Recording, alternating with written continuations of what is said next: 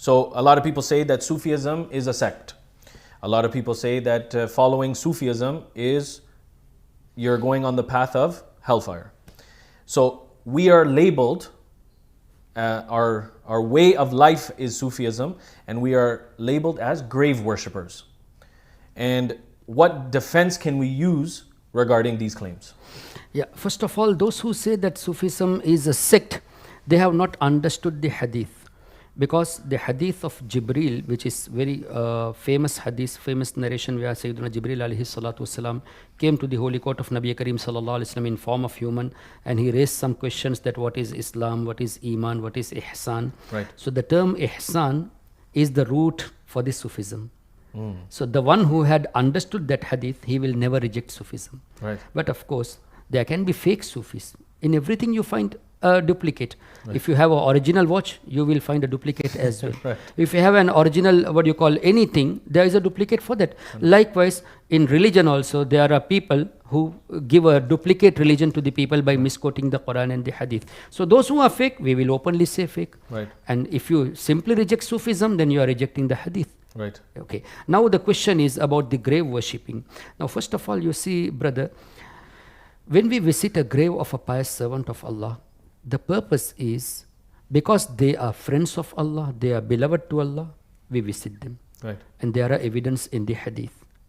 In Sahih Muslim, you find a narration, the mafhum of which is that once a person left his village to meet a pious servant of Allah who was in another village. Right. Nabi Kareem sallallahu alaihi wasallam says that an angel descended, he stayed, he waited for this person who was going to meet the pious servant on his way. That angel was in form of human being. He asked, "Oh brother, where do you intend to go?" This person said, "I am going to meet so and so in that village." So this angel asked, "Have you done any favor upon him so that you are going to get the repayment? Or has he done any favor upon you so that you are going to repay him?" He said, "No, there's nothing like that. I go to him just for the sake of Allah tabaraka wa ta'ala. Sincerely for the sake of Allah." Now this angel is responding, "I came to give you this glad tidings that Allah is pleased with you because you are going to visit that pious servant for the sake of Allah Ta'ala." So loving a pious servant of Allah, visiting him is a mean to seek the pleasure of Allah Ta'ala. Now after leaving this world, now you tell me honestly, this dunya, this world is temporary or permanent? Temporary. Next world is permanent. So after tasting the death, a person is transferred towards the permanent. Right. The problem here is people have taken the death as completely ceased. Right. This is the wrong understanding.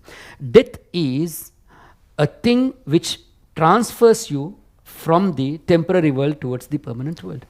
So death is basically separation of the soul from the body. Now because of the soul we are talking, because of the soul viewers are listening to us. Right. When the soul is taken away, this body is called dead, not this soul. Because that soul will be questioned in the grave. The soul will be given back to the body, and the grave angels will ask the questions. Right. If there is no life, what is the purpose of the question?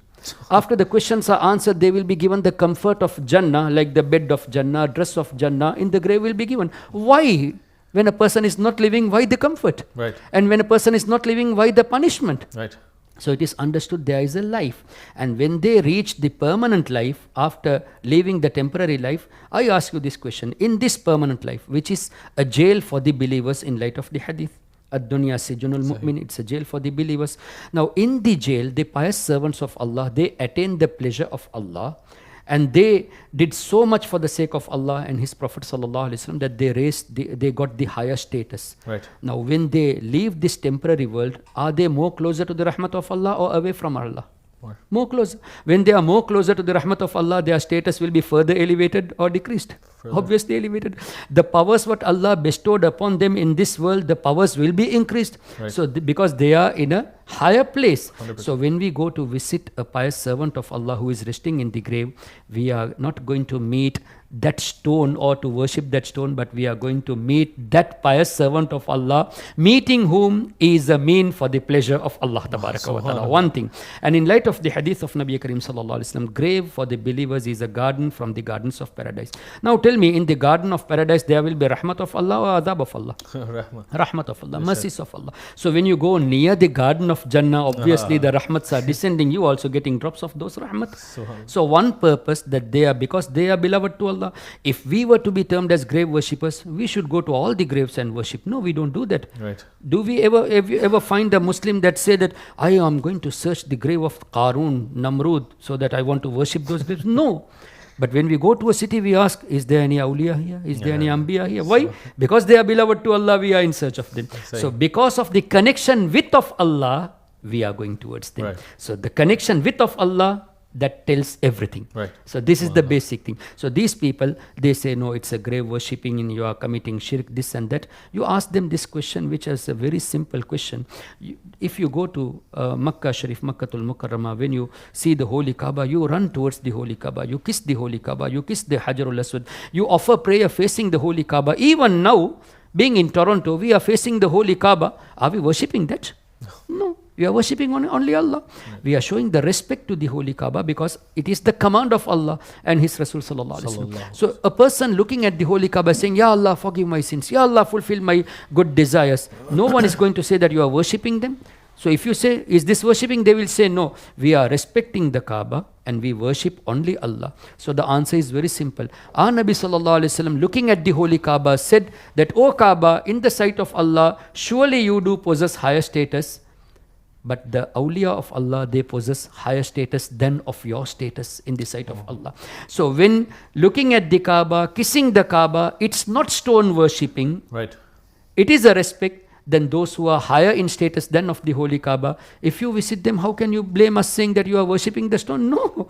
We are respecting those people because they are beloved to Allah, and visiting the graves of their pious servants is proven from the hadith. Right. Didn't our Nabi Sallallahu Alaihi Wasallam visit the graves of the Shuhada of Uhud?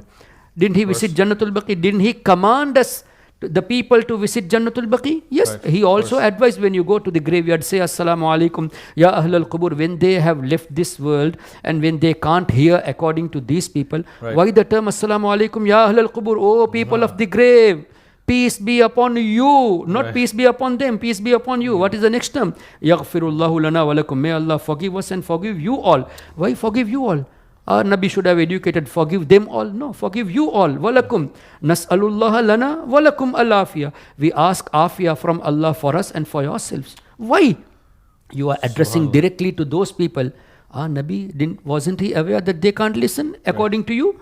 He was aware, and Allah has given them the powers. So he advised us that you say salam. So very simple to understand. Worshipping is different, respect is different, because they do not have understood the concept of death, separation of the ruh from the body. And ruh, the soul, is the main thing. Right. They do not differentiate between the ruh and the body. This is the reason they are in this problem today. Right. So we would like to advise them, try to understand the definition of the death first, and then come to for a discussion so that you will get clear. Calling us grave worshippers, baat ki baat. Baat ki baat. You have to understand what death is and what the soul is. Subhanallah. We'll go to our last question, Hazrat. We want to continue, and but we don't want to take up too much of your time, so I'll conclude with this last question. So recently, as of late, there's been some peers, so sheikhs, who call themselves murshids, and they teach tariqah more than Sharia. How do we recognize a real sheikh or a real peer? Subhanallah, it's a very, very important question, I would say, because as I mentioned earlier with regards to Sufism, there are fake peers as well. Right. Now you see, Sayyiduna Ghawthul Azam Shaykh Abdul Qadir Jilani radiallahu anhu, Sayyiduna Ahmad Kabir al-Rifai radiallahu anhu, the great scholars, they have explained it very clearly, right, that a person who do not follow the Sharia, he cannot reach the tariqah. He cannot reach, when he can't reach the tariqah, he cannot reach the haqiqah and marifah. Sharia is the base. Sahih. So a person who says we don't need to follow Sharia, only tariqah, we have got the marifat, he is wrong, because the base is this. The example is very beautifully given. You see the hair, right, when we comb the hair, there is a line in between. Right. So the example is given, the hair, it is Sharia, and the line which we get, a white line, that is tariqah. So if there is no hair, there is no tariqah. So without Sharia, there is no tariqah. So those who say, no, we offer our prayers by inside our hearts, we don't need to pray physically, which is against the Quran and Hadith. Sahih. So for those people, a very simple question: why don't you get married also inside the heart? Why don't you eat? Why don't you drink inside the heart? Why only the prayer? So these things are trying to misguide the people. So I would like to know, there were awliya, majzoob, on whom the prayer is not obligatory, because the one who is majzoob, he is out of the worldly sense, he is in the thoughts of Allah Ta'ala, he doesn't have anything. Right. Even in front of him, if you say, Hazrat, this is against the Sharia, the real majzoob will rectify. Right. And immediately come to the correcting and say, oh, is it so? Right, okay. He will correct himself. After some time again, he will go back to his state. Right. That is the real majzoob. But today, you find some people who call themselves as majzoob only for the matter of the prayer. Yes. Other things, they do everything physically. So this is wrong. We should be very careful in this. Right.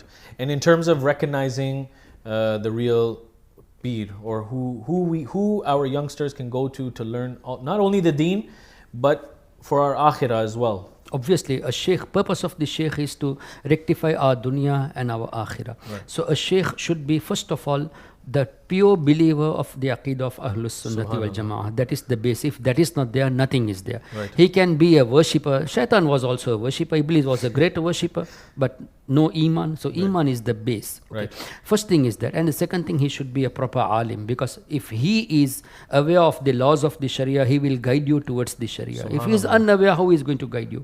The third thing is, he should, like his chain, it should be without any break. It should connect to Nabi Kareem Sallallahu Alaihi Wasallam. His silsila should be proper. So in this way, if you find a sheikh, a proper sheikh, then you can go through, and he should be a follower of the Sharia. Without following the Sharia, he can't be a sheikh. So all the faraid act has to be performed. He should not reject any of the fard act. If he rejects, he's going against the Sharia. Right. So no way of following him. So always look for the peer who is a proper Sunni, a proper scholar, and his chain is perfect. He is following the Sharia, not going against the Sharia, not talking against the Sharia. He is the real sheikh. And he is the person who will lead you towards the Jannah. And to follow the Shaykh also, to take bay'ah, this is also proven from the Quran. Right. Allah says, لَقَدْ رَضِيَ اللَّهُ عَنِ الْمُؤْمِنِينَ إِذْ يُبَايِعُونَكَ تَحْتَ الشَّجَرَةِ in Surah Al-Fatah. Allah is pleased with those people who took the oath of allegiance on the hands of Nabi Kareem Sallallahu Alaihi Wasallam. So by taking bay'ah, we do the same thing, oath of allegiance, that we seek repentance from our bad deeds and all, and we give the pledge that we will offer our prayer punctually, inshallah. Like that, we give this thing. And again, Ya ayyuhan nabiyyu idha ja'akal mu'minat yubayi'anaka ala alla yushrikna billahi shay'a wa la yasriqna wa la yaznina. So in Surah Al-Mumtahina, Sahaba Kiram, the Sahabiyat, they are taking bay'ah, oath of allegiance from Nabi Kareem Sallallahu Alaihi Wasallam. So these mashayikh, they do take bay'ah following Nabi Kareem Sallallahu Alaihi Wasallam and Sahaba Kiram Ridwanullahi alayhim ajma'in. Subhanallah. Jazakumullah khair, Hazrat, for coming to our studios here at Haramain TV live in Toronto, Canada. It's a privilege and honor to have you. There was a lot of questions that you have answered, especially for our viewers as well as myself. So I am shukr guzar of you and your time, and in detail on what you have given us today. The hadiyah is as simple is to understand who the disbelievers are, what they teach, and to recognize them and how to counter attack what they say, which is against the Ahlus Sunnah wal Jama'ah. Correct. So, which is very important in our day and age. And lastly, we talked a lot about Sufism. We talked about deviant scholars. We talked about the ghair muqallids and how to recognize them as well. And lastly, something which is very important in Ahlus Sunnah wal Jama'ah, how to recognize a real sheikh, what Sufism really is. And you cleared it all up in a beautiful question and answer session today. I would, on behalf of Haramain TV, its executive producers, we want to thank you for your time. I'm also grateful to you all, and I tried my utmost best to respond in this short time. And if the viewers are having any more questions, they may surely contact you, and later we can discuss and answer their questions as well if there are any doubts for them, inshallah. Right. Inshallah. And lastly, Hazrat, before we ask you to make dua, we just want, if you can tell the viewers how they can contact you via, not yourself personally, but to get more information on yourself and your speeches and such, YouTube, social media, so on and so forth. If you can enlighten us. Just simply, if you type Hafiz Ehsan Qadri, H-A-F-I-Z, Ehsan, E-H-S-A-N, Qadri, Q-A-D-I-R-I. If you type, inshallah, you will get many of my lectures, and there are over 250 Urdu clips alone, where I have answered to small questions with regards to Aqidah, the confusions created and all. So if you find, you may type Hafiz Ehsan Qadri English, Hafiz Ehsan Qadri Urdu, Right. Memon, Tamil. Inshallah, there will be some clips, and if you don't find anything, they can contact you, and through you, inshallah, we'll try to get in touch with them and respond to them, inshallah. I'm Umar Qadri on behalf of Haramain TV and Sufi Council of Toronto, and we'll end with Hazrat's dua. Bismillahir Rahmanir Rahim. Alhamdulillahi Rabbil Alamin.